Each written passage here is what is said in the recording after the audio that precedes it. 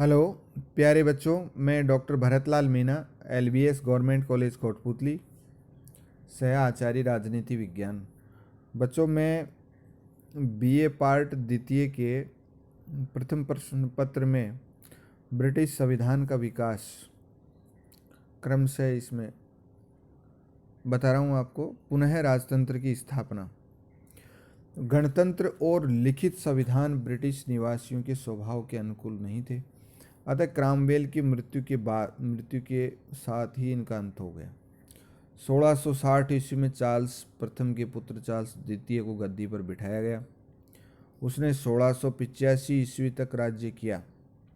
Privy council अब एक बड़ी संस्था हो गई थी, इसलिए चार्ल्स द्वितीय ने 1667 ईस्वी से कुछ महत्वपूर्ण व्यक्तियों की एक समिति से परामर्श लेना शुरू कर दिया, जिसे कबाल CABAL कबाल कहा जाने लगा।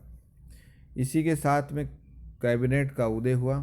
चार्ल्स द्वितीय के शासनकाल में 1679 में हेबियस कार्पस एक्ट भी पारित किया गया, जिसमें व्यवस्था की गई कि बिना अभियोग चलाए किसी भी व्यक्ति को नज़रबंद नहीं किया जा सकता। गौरवपूर्ण क्रांति। 1685 में चार्ल्स द्वितीय की मृत्यु के बाद उसका भाई जेम्स द्वितीय गद्दी पर बैठा, जिसने केवल 3 वर्ष ही राज्य किया। उसने संसद की अनुमति के बिना कानून रद्द करने का अधिकार धारण कर लिया। उसने संसदीय नेता इससे संसदीय नेता बहुत अप्रसन्न हुए। जेम्स द्वितीय को सिंहासन से हटाने हेतु उन्होंने ऑरेंज के राजकुमार विलियम तृतीय को इंग्लैंड पर आक्रमण करने के लिए आमंत्रित किया। विलियम तृतीय ने एक विशाल सेना के साथ इंग्लैंड पर आक्रमण कर दिया। जब जेम्स द्वितीय ने देखा कि सभी पक्षों ने उसका साथ छोड़ दिया है, तो वो फ्रांस भाग गया। इस प्रकार बिना किसी रक्तपात के ही वांछित परिवर्तन हो गया। इसे ही इंग्लैंड की गौरवपूर्ण क्रांति के नाम से जाना जाता है। इस घटना चक्र ने राजा या शासन की निरंकुशता पर रोक लगी। संसदीय प्रभुता की स्थिति का प्रारंभ हुआ और एक क्रांतिकारी परिवर्तन रक्तपात के बिना हुआ, इसलिए इसे गौरवपूर्ण क्रांति के नाम से जाना जाता है। अधिकार पत्र 1689। गौरवपूर्ण क्रांति के बाद विलियम व मैरी को ब्रिटेन का सम्मिलित शासक बनाया गया। इस अवसर पर संसद सम्राट से अधिकार पत्र मनवाने में सफल हो गई, जिसमें निम्न बातें थी। संसद की पूर्व स्वीकृति के बिना राजा कोई कर नहीं लगा सकता। राजा को कम से कम एक बार संसद की बैठक अवश्य बुलानी होगी। संसद की पूर्व स्वीकृति के बिना राजा का कोई सेना नहीं रख सकता। राजा अपनी स्वार्थ पूर्ति हेतु उच्चायुक्त जैसे किसी नवीन न्यायालय की स्थापना नहीं कर सकता। संसद में जनता के प्रतिनिधियों को भाषण की स्वतंत्रता प्राप्त होगी। मुनरो ने इस अधिकार पत्र के महत्व प्रकाश डालते हुए लिखता है कि इससे पार्लियामेंट की वैधानिक प्रभुता की घोषणा की गई। 6. हैनोवर काल। संसदीय जनतंत्र का विकास 1714 से प्रारंभ है। राजपद पर संसद की सर्वोच्चता तो 1689 के अधिकार पत्र से ही स्थापित हो गई थी। 1714 ईस्वी में साम्राज्ञी एन की मृत्यु पर उत्तराधिकार अधिनियम के अनुसार हैनोवर का जॉर्ज प्रथम ब्रिटेन का सम्राट बना। यहीं से संसदीय जनतंत्र का अधिकार प्रारंभ हुआ, जिसने 20वीं सदी के पूर्वार्ध तक पूर्णतः प्राप्त कर ली। संसदीय जनतंत्र का विकास इन चरणों में हुआ। राजा की वास्तविक शक्तियों का पतन। राजपथ पर संसद की सर्वोच्चता तो 1689 के अधिकार पत्र से स्थापित हो गई थी, किंतु हैनोवर वंश के सिंहासनारूढ़ होने के पहले तक राजा का मंत्रियों की नियुक्ति और पदच्युति में पर्याप्त हाथ रहता था। हैनोवर काल से राजा के इस अधिकार का पतन होता गया। ये अधिकार पार्लियामेंट के हाथ में पहुंच गए। साम्राज्ञी विक्टोरिया तक आते आते सम्राट एक संवैधानिक शासक मात्र हो गया।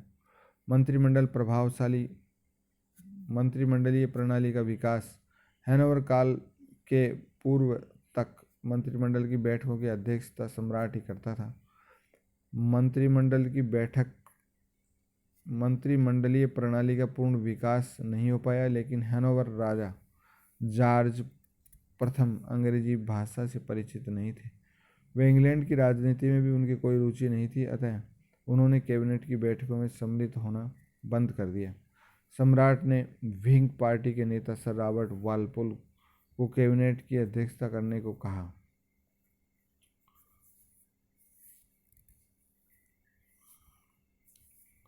धीरे धीरे इस तरह मंत्रिमंडलीय प्रणाली के अन्य सिद्धांतों का विकास हुआ। अगला है लोक सदन का विकास। लोक सदन का विकास यद्यपि 17वीं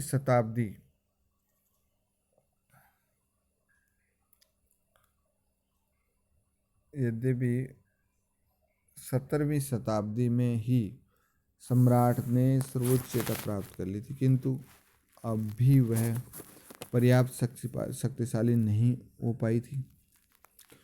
यद्यपि 17वीं सदी में संसद ने सर्वोच्चता प्राप्त कर ली थी, किंतु अब तक भी वह पर्याप्त शक्तिशाली नहीं हो पाई थी, लेकिन क्योंकि वह जनता के अत्यंत छोटे भाग का प्रतिनिधित्व करती थी, अतः संसद के अंदर और बाहर संसदीय अधिकार को व्यापक करने के लिए आंदोलन चला।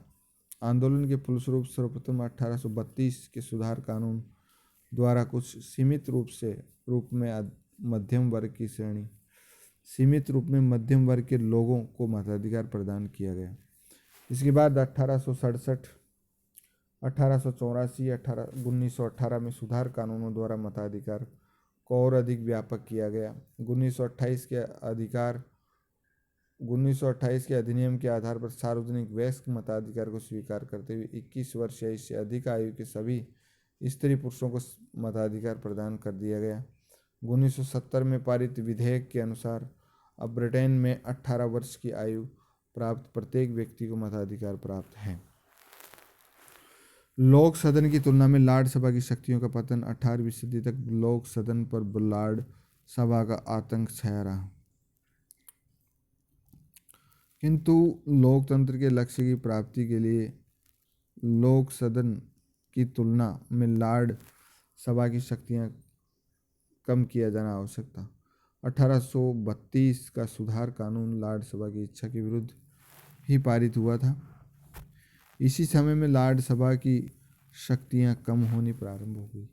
19वीं सदी में यह परंपरा स्थापित हो गई कि वित्तीय विषयों को छोड़कर शक्ति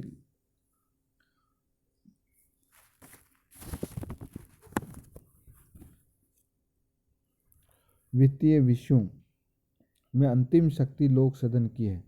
लेकिन 1910 में लॉर्ड सभा ने लॉर्ड जॉर्ज के प्रगतिशील बजट को अस्वीकार करके इस परंपरा को भंग किया। ऐसी स्थिति में 1911 में एक संसदीय अधिनियम पास कर लॉर्ड सभा की शक्तियां कम कर दी गई, जो 1949 के संसदीय अधिनियम से कम हो गई। लोक सदन की तुलना में लॉर्ड सभा की शक्तियां कम करके ही इंग्लैंड लोकतंत्र की पूर्ण प्राप्ति कर सका है। इस प्रकार लगभग 1400 वर्षों के संवैधानिक इतिहास के आधार पर ब्रिटेन ने अपनी संवैधानिक और राजनीतिक स्थिति को प्राप्त किया।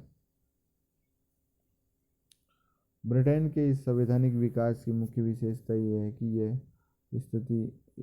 स्थिर, गतिशील और शांतिपूर्ण ढंग से हुआ। इस संवैधानिक विकास की दिशा कुछ बाधाओं और रुकावटों के बावजूद राजतंत्र में लोकतंत्र की ओर प्रयाण रही। ब्रिटिश संविधान के अध्ययन का महत्व। अब बच्चों इस टॉपिक पर चर्चा करेंगे, ब्रिटिश संविधान के अध्ययन का महत्व। स्वयं अपने क्षेत्र और जनसंख्या की दृष्टि से ब्रिटेन कभी एक महान देश नहीं रहा। विश्व के अनेक राज्य ब्रिटेन की तुलना में बहुत विशाल और अधिक जनसंख्या वाले हैं। द्वितीय महायुद्ध के पूर्व तक ब्रिटेन को अंतर्राष्ट्रीय राजनीति में प्रथम श्रेणी के राष्ट्र के रूप में स्थिति प्राप्त थी, किंतु आज यह स्थिति संयुक्त राष्ट्र संघ की सुरक्षा परिषद में ही शेष रह गई। आर्थिक और औद्योगिक दृष्टि से न केवल अमेरिका वरन जर्मनी, जापान और अन्य कुछ अलग राष्ट्रों ने भी ब्रिटेन से अधिक महत्वपूर्ण स्थिति प्राप्त कर ली। ब्रिटेन सामान्य व्यक्तियों के लिए अब एक राजनीतिक व्यवस्था का प्रतीक भी नहीं रहा, लेकिन इनमें से कुछ भी बात संवैधानिक अध्ययन की दृष्टि से ब्रिटेन के महत्व को कम नहीं करती। आज भी राजनीतिक विज्ञान और लोक प्रशासन में रुचि रखने वाले व्यक्तियों के लिए ब्रिटिश शासन पद्धति से परिचित होना अनिवार्य सा हो जाता है। विदेशी संविधानों तथा शासन प्रणालियों के अध्ययन क्रम में ब्रिटिश संविधान के अध्ययन को प्रथम स्थान दिया जाता है। स्वाभाविक रूप से अनेक ऐसे तथ्य हैं जिनके कारण ब्रिटेन आज भी राजनीति विज्ञान और लोक प्रशासन में रुचि रखने वाले व्यक्ति के लिए ब्रिटिश शासन पद्धति से परिचित होना अनिवार्य समझा जाता है। विदेशी संविधानों तथा शासन प्रणालियों के अध्ययन क्रम में ब्रिटिश संविधान के अध्ययन को प्रथम स्थान दिया जाता है। स्वाभाविक रूप से अनेक ऐसे तथ्य हैं जिनके कारण ब्रिटिश संविधान का अध्ययन बहुत अधिक महत्वपूर्ण हो जाता है। इन तथ्यों के आधार पर इसके अध्ययन का महत्व बताते हैं। प्राचीनतम संविधान लोकतांत्रिक पद्धति का श्रेष्ठ उदाहरण, एकमात्र अलिखित संविधान, निरंतर विकास में संविधान, स्वतंत्रता का प्रतीक और विश्वव्यापी प्रभाव। धन्यवाद बच्चों।